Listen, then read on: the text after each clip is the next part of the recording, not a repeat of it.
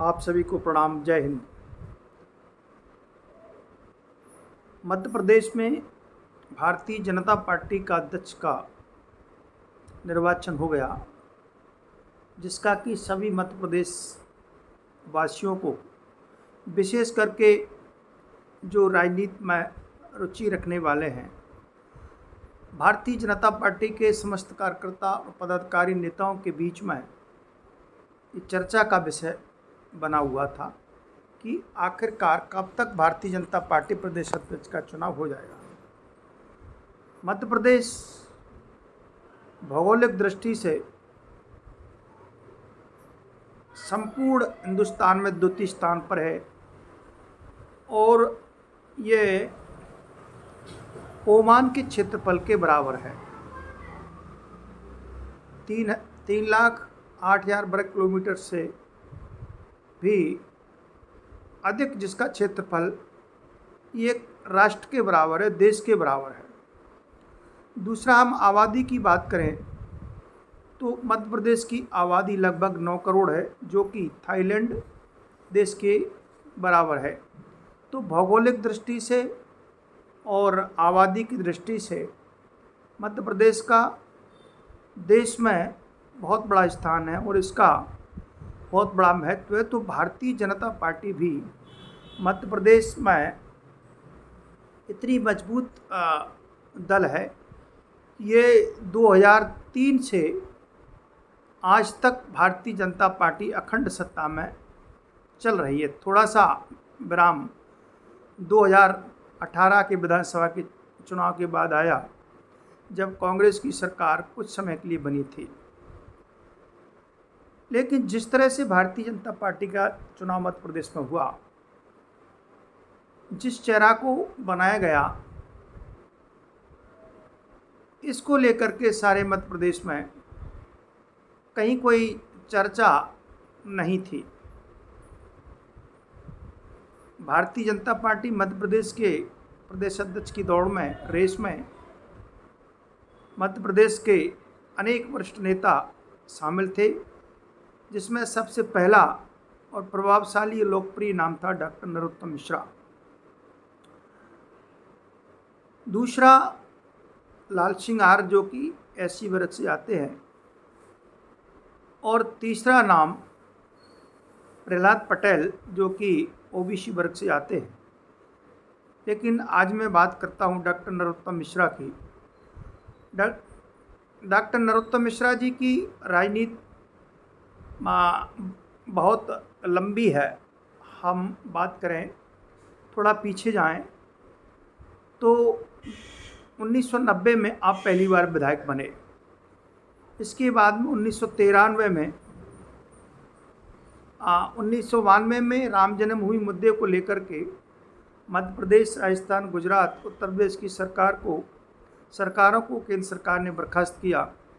फिर पुनः चुनाव हुआ 1993 में। उसमें डॉक्टर नरोत्तम मिश्रा को हार का सामना करना पड़ा। जवाहर सिंह रावत से डॉक्टर नरोत्तम मिश्रा जी परास्त हुए। इसके बाद भारतीय जनता पार्टी ने 1998 में टिकट दिया, पुनः आप एमएलए बने। इसके बाद में 2003 में आप फिर विधानसभा पहुँचे। इसके बाद में जब ये क्षेत्र का बंटवारा हुआ तो ये डबरा से अलग होकर के ये भितरवार और इसमें घाटी गांव क्षेत्र मिला कर के अलग सीट भितरवार नाम से बनी। तो वो यहाँ से जा कर के दतिया सीट से आपने चुनाव लड़ा। 2008 और 2013 में और 18 में आप लगातार 3 बार वहाँ से एमएलए बने। इसके बाद में 2023 का चुनाव मामूली अंतर से भारतीय जनता पार्टी के कद्दावर नेता नरोत्तम मिश्रा जी को हारना पड़ा। लेकिन उनका राजनीति जो वजूद था, इतना लोकप्रिय चेहरा, आम जनता में, आम जनमानस में सर्वजन हिताय सर्वजन सुखाय की बात करने वाले डॉक्टर नरोत्तम मिश्रा का चेहरा पूरे मध्य प्रदेश में हर समाज वर्ग में लोकप्रिय रहा। और उनकी राजनीतिक ताकत इतनी थी कि भारतीय जनता पार्टी ने गुजरात में उनको प्रभारी बनाया, महाराष्ट्र में प्रभारी बनाया, उत्तर प्रदेश के कई जिलों का प्रभारी बनाया। भारतीय जनता पार्टी ने सदैव डॉक्टर नरोत्तम मिश्रा का उपयोग किया और डॉक्टर नरोत्तम मिश्रा ने भी बढ़ चढ़ करके भारतीय जनता पार्टी के लिए पूरी ताकत और साहस के साथ काम किया। जब मध्य प्रदेश में कमलनाथ की सरकार थी, डॉक्टर नरोत्तम मिश्रा और ज्योतिरादित्य सिंधिया के मेल से कमलनाथ सरकार को हटना पड़ा और डॉक्टर नरोत्तम मिश्रा जी की उसमें बहुत महत्वपूर्ण भूमिका थी मध्य प्रदेश में भारतीय जनता पार्टी सरकार बनाने में। एक समय ऐसा लगा कि जब कांग्रेस की सरकार गिरी तो ये 2 या 3 नाम मध्य प्रदेश में चल रहे थे, शिवराज सिंह, डॉक्टर नरोत्तम मिश्रा और ज्योतिरादित्य सिंधिया। तो ऐसा लग रहा था कि इसमें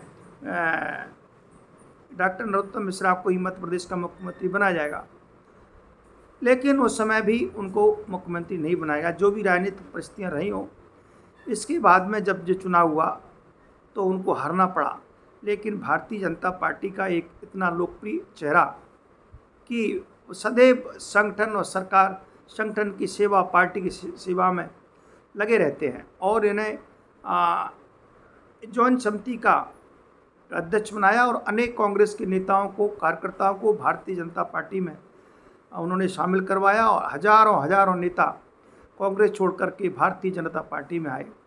ऐसा लगा कि लोकसभा जो चुनाव में भी आपको टिकट मिलेगा, लेकिन राजनीतिक परिस्थितियाँ जो भी रही हो, इसके बाद में ये लगने लगा था कि प्रदेश अध्यक्ष भारतीय जनता पार्टी के डॉक्टर नरोत्तम मिश्रा को बनाया जाएगा।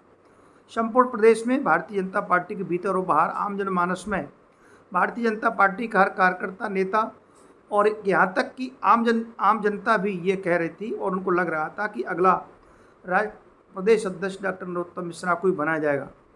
लेकिन राजनीतिक परिस्थितियाँ जो भी रही हों, अंततः हेमंत खंडेलवाल को प्रदेश अध्यक्ष बना दिया गया। अनेक राज्यों के प्रदेश अध्यक्ष की नियुक्ति हुई।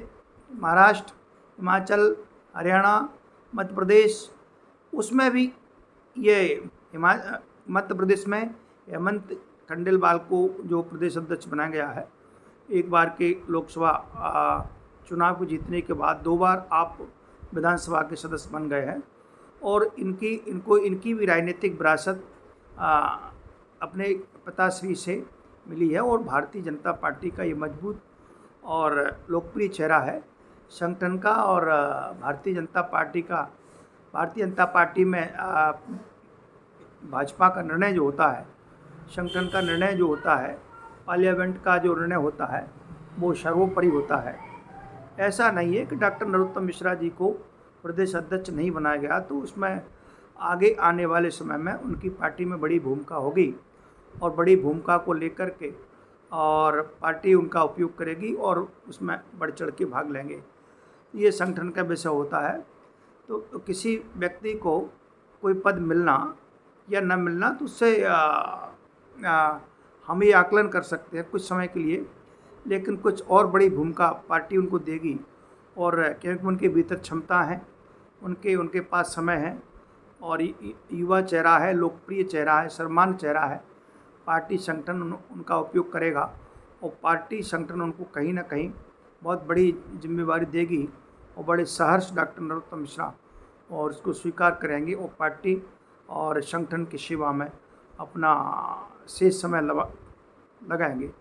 तो प्रदेश अध्यक्ष बनना और न बनना कोई दिक्कत की बात नहीं है। पार्टी का लोकप्रिय चेहरा है और जो लोग लोकप्रिय होते हैं, जिनमें काम करने की क्षमता होती है, जो लोकप्रिय होते हैं, उनको संगठन और सरकार, पार्टी कभी बैठने नहीं देती और कोई बड़ी जिम्मेवारी के साथ भारतीय जनता पार्टी में नरोत्तम मिश्रा सक्रिय रहेंगे और आगे बढ़ चढ़ करके पार्टी संगठन की गतिविधियों में भाग लेंगे।